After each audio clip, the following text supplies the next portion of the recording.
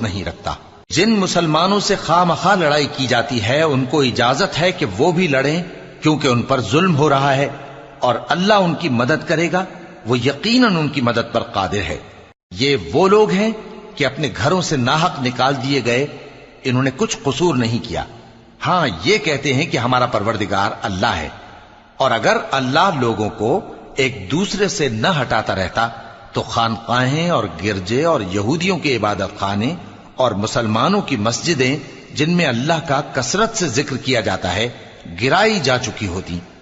اور جو شخص اللہ کی مدد کرتا ہے اللہ اس کی ضرور مدد کرتا ہے، بے شک اللہ توانا ہے، غالب ہے۔ یہ وہ لوگ ہیں کہ اگر ہم ان کو ملک میں حکومت دے دیں تو نماز قائم کریں اور زکوٰۃ ادا کریں اور نیک کام کرنے کا حکم دیں اور برے کاموں سے منع کریں، اور سب کاموں کا انجام اللہ ہی کے اختیار میں ہے۔